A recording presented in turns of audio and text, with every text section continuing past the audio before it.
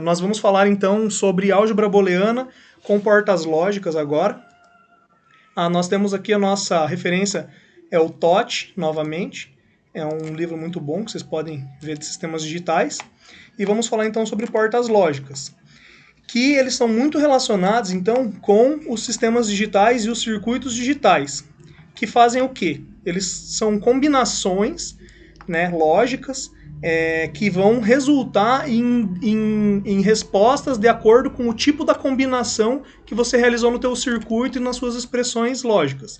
Então vocês vão ter respostas nas saídas de acordo com a álgebra booleana que vocês estão implementando, das operações matemáticas e dos circuitos eletrônicos que vocês estão programando ou então fazendo a montagem eletrônica deles.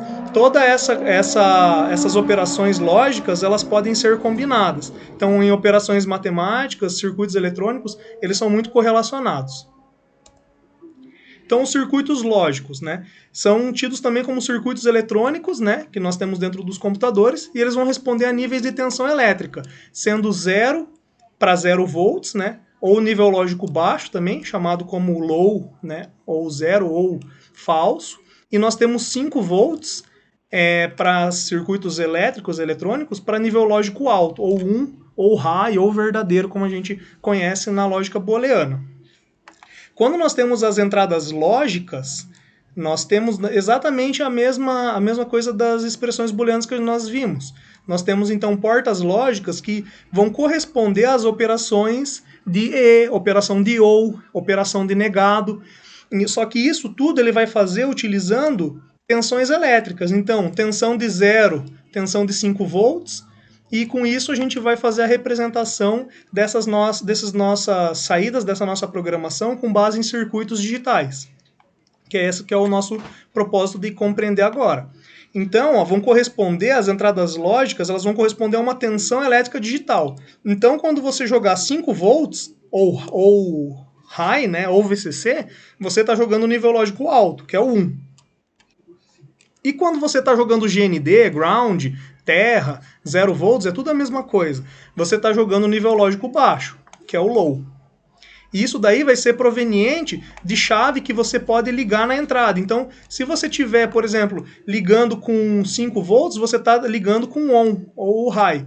E se você estiver ligando com 0 volts ou GND, você está colocando off.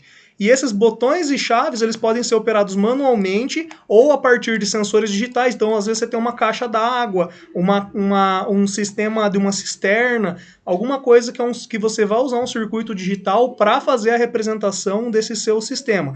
E aí você vai poder utilizar, então, o quê? O teu circuito digital, o teu circuito lógico, para representar, então, essa sua lógica que você quer implementar, ok?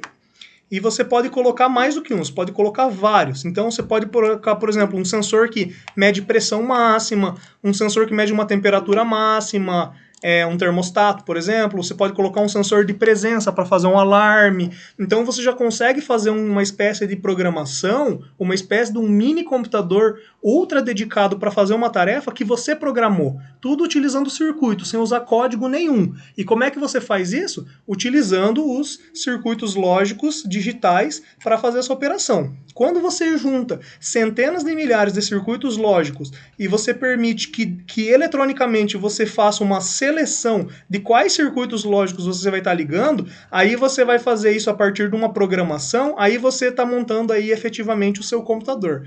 Então, o que a gente está estudando nesse momento com circuitos lógicos? Os princípios de funcionamento dos computadores, ok? Computadores digitais.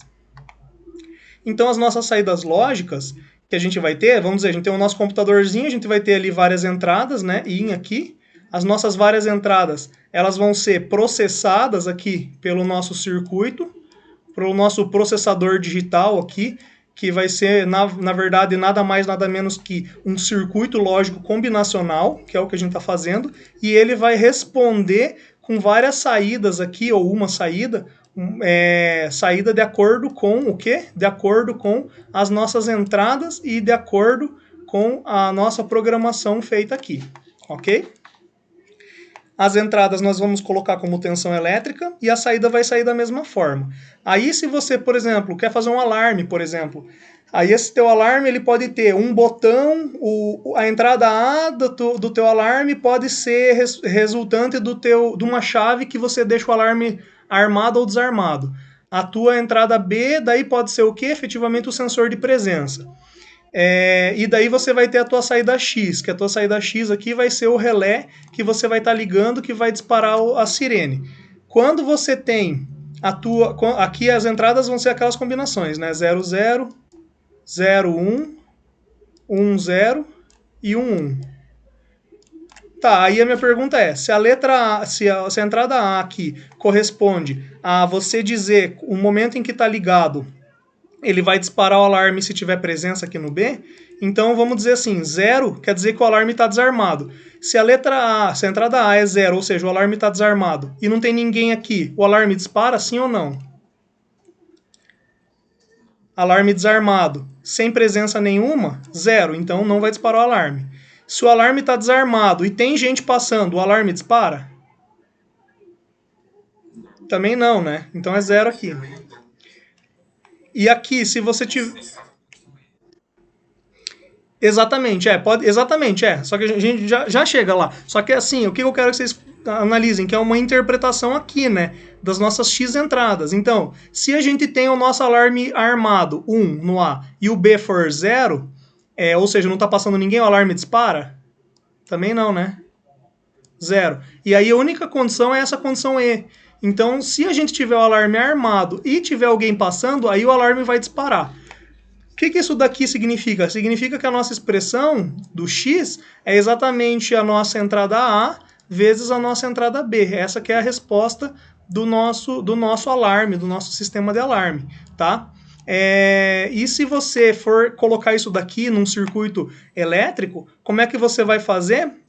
Você vai ter aqui a tua entrada A, a tua entrada A aqui, a tua entrada B aqui, e aí você vai ter aqui a tua porta lógica, né, que no caso é um AND, e aqui você vai ter a tua saída X. Essa tua saída X aqui, você vai estar ligando ela efetivamente em um relé. Tá? E esse relé aqui, ele vai estar lá ligado na energia, e essa energia ela vai estar ligada na tua sirene elétrica aqui, que vai soar o teu alarme, tá? Vai estar ligado aqui também, na verdade, na rede elétrica aqui, né? Ele faz um chaveamento aqui com a sua rede elétrica lá, 127 volts. E aí o teu relé deixa ou não passar energia para disparar de acordo com esse comando que ele envia aqui. Quando ele envia nível lógico 1, o relé aciona. Quando ele envia sinal nível lógico 0, o teu relé não deixa passar energia e o teu alarme não dispara. E pronto, você acabou de programar uma lógica combinacional num circuito digital, que é um princípio de um computador digital. Tá? Então você vai poder fazer várias ligações utilizando potência, no caso aqui foi um exemplo de ligação de potência também, para ligar vários equipamentos. Então você pode ligar equipamento, bomba, motor, lâmpada, sirene, alarme, abrir válvula, abrir comporta. Então você pode fazer uma série aí de sistemas só utilizando circuitos lógicos. É óbvio, pessoal, que hoje em dia a gente já utiliza microcontroladores de uma forma muito mais tranquila e barata até do que utilizar circuitos lógicos. Só que os princípios de funcionamento, eles partem tudo dessa mesma premissa, ok?